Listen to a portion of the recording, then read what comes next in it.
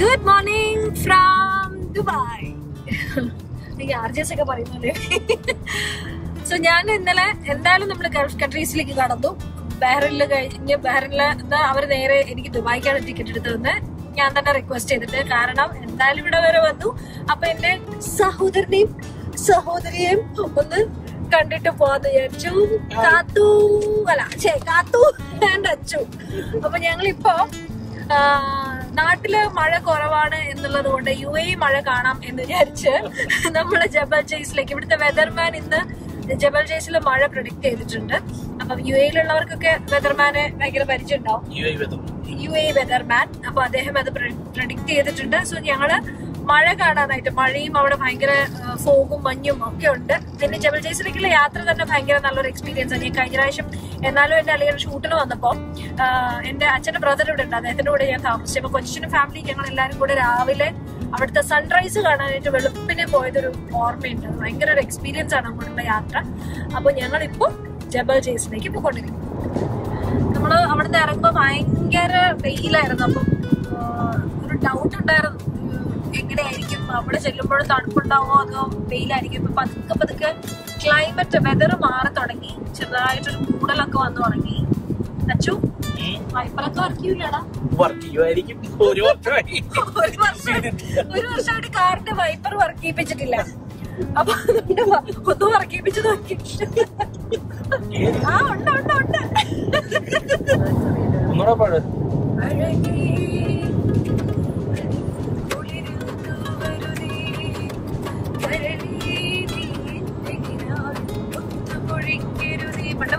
പഠിച്ചിട്ട് കൂടാം.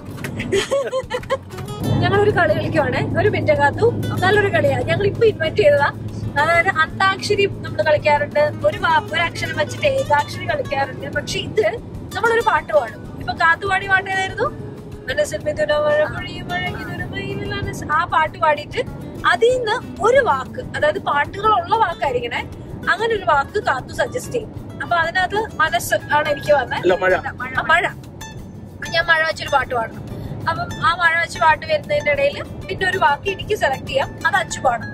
അങ്ങനെ ഒരു കളി, അന്താക്ഷരി പോലെ നമുക്കൊരു വാക്കാക്ഷരി പുതിയ വാക്കാക്ഷരി കളിച്ചു നോക്കട്ട. നല്ല രസാ.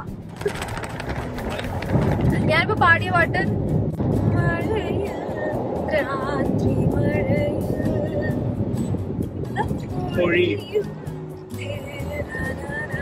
ആ പാട്ടാ. അപ്പൊ അതില് ഞാൻ സെലക്ട് ചെയ്ത വാക്ക് രാത്രിയാണ്. ഇപ്പൊ രാത്രി വെച്ച് അച്ചു പാടണം.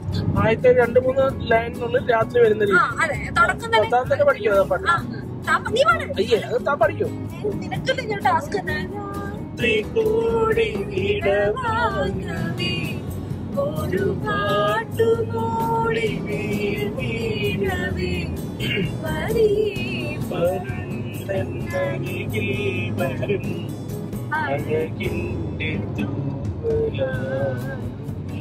അച്ചൊരു വാക്ക് കൊടുക്ക്. അഴക്. ജബൽ ജയ്സിന്റെ പ്രകൃതി രമണീയമായ സ്ഥലങ്ങളിലേക്ക് നമ്മള് കടന്നിരിക്കുകയാണ്. മഴ ഞങ്ങൾ വരുന്നതിന് മുമ്പ് വരെ തീർന്നു തോന്നുന്നു. നല്ല മഴക്കാർ കാണുന്നുണ്ട്, പക്ഷെ മഴ പെയ്തിട്ടുമുണ്ട്. കാരണം നല്ല വെറ്റായിട്ട് കിടക്കുന്നുണ്ട് റോഡൊക്കെ. പക്ഷെ നമ്മൾ ഇത്തിരി ലേറ്റ് ആയിപ്പോയി.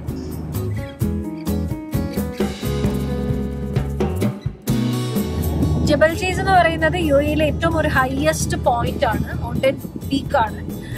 ഇവിടെ മെയിൻലി ഇപ്പം തുടങ്ങിയിരിക്കുന്ന ഒരു ആക്ടിവിറ്റി എന്ന് പറയുന്നത് സിപ്പ് ലൈൻ ആണ്. അത് വേൾഡിലെ ഏറ്റവും longest and highest longest zip line activity തുടങ്ങിയിട്ടുണ്ട്. അതായത് അഡ്വഞ്ചറസ് ആക്ടിവിറ്റീസ് ഒക്കെ ഭയങ്കരമായി ഇഷ്ടപ്പെടുന്നവർക്ക് പറ്റിയ ഒരു സ്പോട്ടാണ് ഈ UAEയിൽ വരുന്നവർക്ക് ജബൽ ജയ്സ്. ഞങ്ങളിത് ആക്ച്വലി ഈ പ്രാവശ്യത്തെ വരവില് എനിക്ക് ഇത്തരത്തിലുള്ള പ്രാന്തങ്ങളൊക്കെ ഭയങ്കര ഇഷ്ടമായതുകൊണ്ട് അച്ചു അത് ബുക്ക് ചെയ്തതുമാണ്. ഇത്തവണ ഞാനും കാത്തും കൂടി സിപ്പ് ലൈൻ ആക്ടിവിറ്റി ചെയ്യാനായിട്ട് ബുക്ക് ചെയ്തത്. പക്ഷെ എനിക്ക് കുറച്ച് ഹെൽത്ത് കണ്ടീഷൻസ് കുറച്ച് മോശമായതുകൊണ്ട് പിന്നെ അത് ക്യാൻസൽ ചെയ്യായിരുന്നു. അപ്പൊ നെക്സ്റ്റ് ടൈം എന്തായാലും ഞാൻ ആ സിപ്പ് ലൈൻ ആക്ടിവിറ്റി ഞാൻ ചെയ്തിരിക്കും. അപ്പം നമ്മളിപ്പോ ആ ഒരു പീക്ക് പോയിന്റ് ഇന്നിവിടെ മഴ കിട്ടും എന്നുള്ള ഒരു എക്സ്പെക്ടേഷൻ ആണ് വന്നത്. പക്ഷെ വഴിയിലൊക്കെ ഞാൻ നേരത്തെ പറഞ്ഞ പോലെ മഴ പെയ്ത് പോയി. ഞങ്ങൾ കുറച്ച് ലേറ്റ് ആയി പോയി. പക്ഷെ അവിടെ നല്ല ക്ലൈമറ്റ് ഭയങ്കര ഒരു തണുപ്പാണ്. അത് ഇവിടെ എനിക്ക് തോന്നുന്നത് ഇവിടുത്തെ ചൂടുള്ള സമയത്ത് വന്നാലും ജബൽ ജെയ്സിൽ മുകളിൽ പോകുമ്പോൾ, ഞാൻ കഴിഞ്ഞ പ്രാവശ്യം വന്നത് വിന്റർ സമയത്തല്ല, പക്ഷെ എന്നിട്ട് കൂടെ മുകളിലെത്തുമ്പോൾ നല്ല തണുപ്പാണ്. പിന്നെ അങ്ങോട്ടേക്ക് ഈ പറഞ്ഞ പോലെ ചില സമയങ്ങളിൽ നല്ല തിരക്കും ബ്ലോക്കും ഒക്കെ ഉണ്ടാവും. അപ്പം ഗൂഗിൾ മാപ്പിൽ നോക്കി വലിയ ബ്ലോക്ക് ഇല്ലാത്ത സമയം നോക്കി വന്നാൽ മതി. ഇവിടെ വെള്ളച്ചാട്ടോ, ഇത് മഴ പെയ്തതിന്റെ വാട്ടർഫോൾസ് പോലെ നോക്ക് കാണുന്നുണ്ടോ?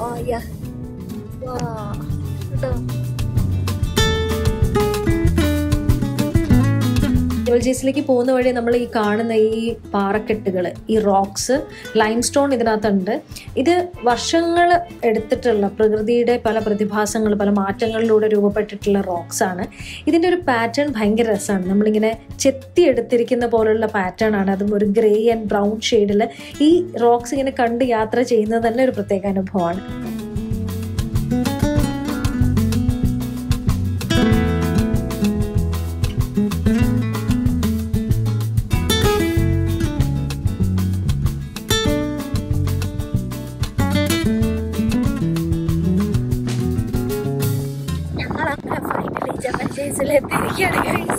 ക്യാമറ വരയ്ക്കുന്നുണ്ടെങ്കിൽ അതിന് കാരണം മച്ചു വരയ്ക്കുന്നുണ്ട്.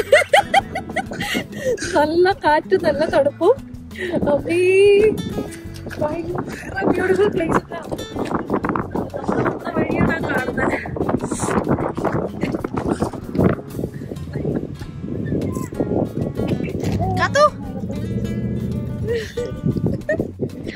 ഇനി ഇവിടെ നിന്ന് കഴിഞ്ഞാല് ഞങ്ങള് ഓരോ ഐസ് ക്യൂബ്സ് ആയിട്ട് കൊണ്ടുപോയി വരും. അപ്പൊ അതുകൊണ്ട് ഞങ്ങൾ പതുക്കെ ഇവിടെ പോവാം.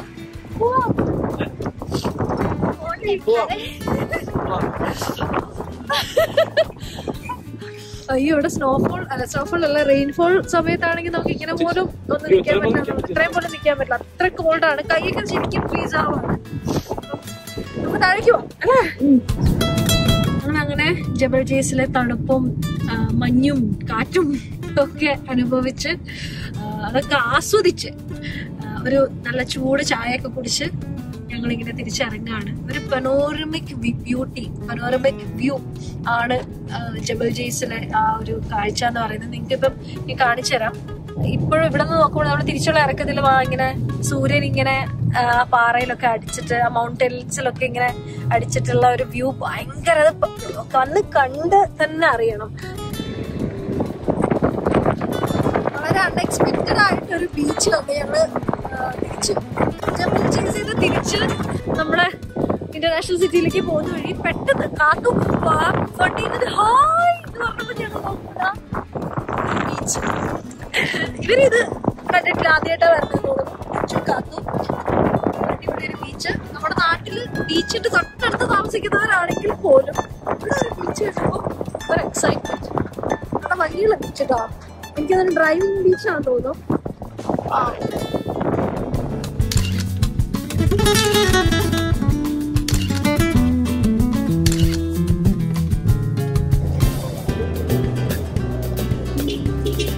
ഞങ്ങളിതാ ദുബായ് ഫ്രെയിമിലാണ് ഇന്ന് വന്നിരിക്കണേ.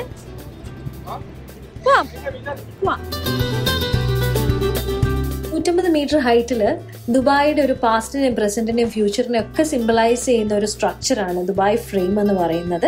അതിന്റെ അകത്തേക്ക് പോകുന്ന വഴി തന്നെ നമുക്ക് ദുബായിയുടെ ഒരു ട്രാൻസ്ഫോർമേഷൻ മനസ്സിലാക്കി തരുന്ന, അതായത് ഓൾഡസ്റ്റ് ദുബായി ഒക്കെ കാണിച്ചു തരുന്ന രീതിയിലെ AV ഷോസ് ഉണ്ട്. ഒപ്പം തന്നെ പല ഇൻസ്റ്റലേഷൻസ് ഉണ്ട്, ചില സ്ട്രക്ചേഴ്സ് ഉണ്ടാക്കി വെച്ചിട്ടുണ്ട്. ദുബായിയുടെ ഒരു ട്രാൻസ്ഫോർമേഷൻ, ദുബായിയുടെ ഒരു വളർച്ചയുടെ നമുക്ക് വളരെ അത്ഭുതകരമായിട്ട് തോന്നുന്ന രീതിയിലുള്ള ഒരു ഇലുസ്ട്രേഷൻ തന്നെയാണ് നമുക്ക് അവിടെയൊക്കെ കാണാൻ കഴിയുന്നത്. So from the left side, from you will see view of all the Dubai, and from the right side you will see the new Dubai. So dear guests, you can walk here with the smart glasses. Dubai ഫ്രെയിമിന്റെ മുകളിൽ ആ glass ബ്രിഡ്ജിലൂടെയുള്ള നടത്തം അതൊരു ഒന്നൊന്നര experience തന്നെയാണ് കേട്ടോ. ആ ബ്രിഡ്ജിലേക്ക് കാലെടുത്ത് വെച്ചിട്ട് 150 മീറ്റർ താഴത്തേക്ക് നോക്കുമ്പോൾ ഉള്ളിലൊരു ഭയവും എക്സൈറ്റ്മെൻറ്റും ഒക്കെ ഒരുമിച്ച് അങ്ങോട്ട് കയറി വരും. ഹൈറ്റ് ഭയമുള്ളവർക്ക് അതൊരു ഭയങ്കര എക്സൈറ്റിംഗ് ആൻഡ് ചലഞ്ചിങ് എക്സ്പീരിയൻസ് തന്നെയായിരിക്കും.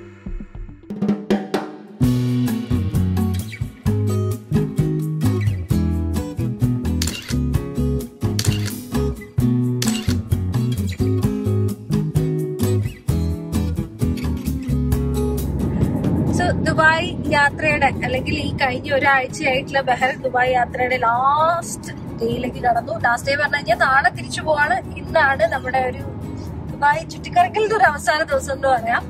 അപ്പൊ ഇന്നലെ ഞങ്ങള് ഫ്രീവിലൊക്കെ പോയി തിരിച്ചു വന്നു. അത് കഴിഞ്ഞ് ഇന്നിപ്പോ രാവിലെ ചെറിയ ഒരു മറ്റേ ഡ്രാഗൺ മാർട്ടിലൊക്കെ പോയി 1-2 സാധനങ്ങളൊക്കെ വാങ്ങിച്ചു. നെയിലിറ്റിലേക്ക് കുറച്ച് എന്താ പറയാ മറ്റേ ക്യൂരിയോസ് ഒക്കെ വാങ്ങിച്ചു.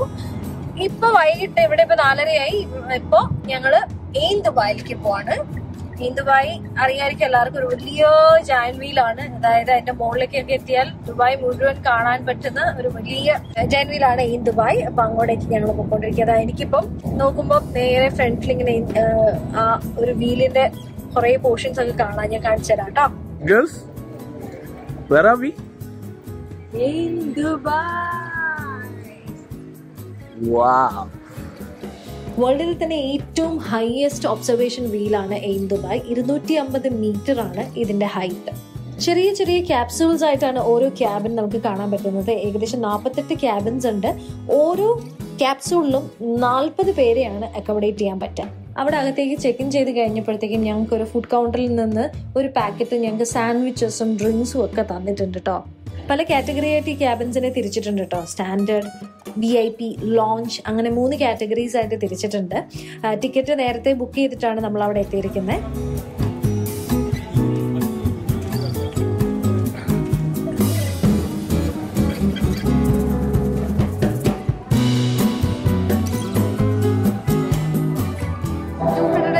meters ഹൈറ്റിലേക്ക് നമ്മൾ ഇങ്ങനെ പോയിക്കൊണ്ടിരിക്കുകയാണ്.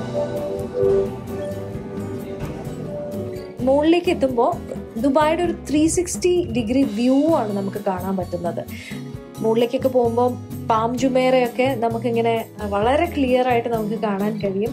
ദുബായിയുടെ ബ്യൂട്ടി ഭയങ്കര മനോഹരമായിട്ട്, വളരെ ക്ലിയർ ആയിട്ട്, വളരെ വേറൊരു രീതിയിൽ ഒരു ടോപ്പ് ആംഗിൾ വ്യൂവിൽ ദുബായിനെ നമുക്ക് ആസ്വദിക്കാനായിട്ട് കഴിയും എയിൻ ദുബായിൽ കയറിയാൽ.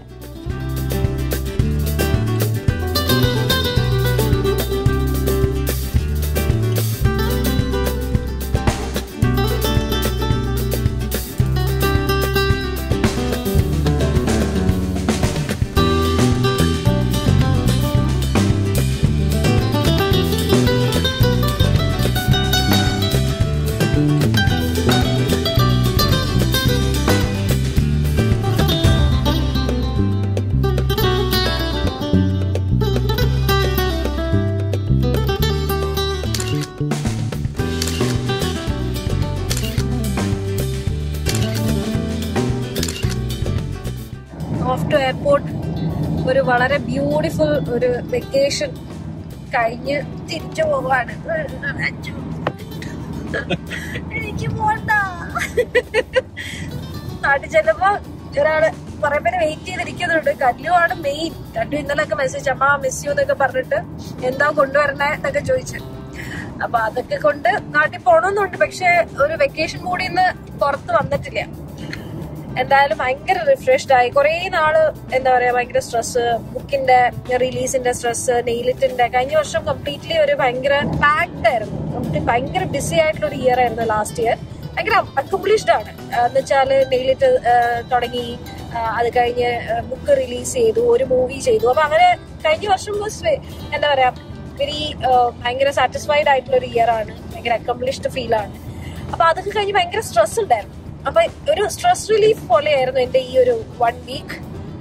കാത്തും അച്ചുവും ഒക്കെ കൂടെ അത് അടിപൊളിയാക്കി. ആൻഡ് മെഹറിലാണെങ്കിലും അവിടെ ചെന്നിട്ടാണെങ്കിലും പിങ്കി ചേച്ചി, പിന്നെ ഞാൻ പോയത് കേരളീയ സമാജത്തിന്റെ പ്രോഗ്രാമിനാണ്. അതിന്റെ ആളുകള് ആൻഡ് അച്ഛന്റെ ഫ്രണ്ട് റഫേൽ അങ്കിൾ, പിന്നെ അങ്ങനെ എല്ലാവരും ചേർന്ന് അവിടെയും ഭയങ്കര ബ്യൂട്ടിഫുൾ ആയിരുന്നു. ആൻഡ് അതിന്റെ ലാസ്റ്റ് യാത്രയിലാണ് എയർപോർട്ടിലേക്ക്. ഇനി എപ്പോഴാണ് ഇനി ഇവര് സങ്കടമൊന്നുമില്ല, ബിക്കോസ് ഇവർ ഏപ്രിലിൽ നാട്ടിലേക്ക് വരുന്നുണ്ട്. അപ്പോ ഈ ഒരു 1 week vacation is over. Bye. Bye. Bye.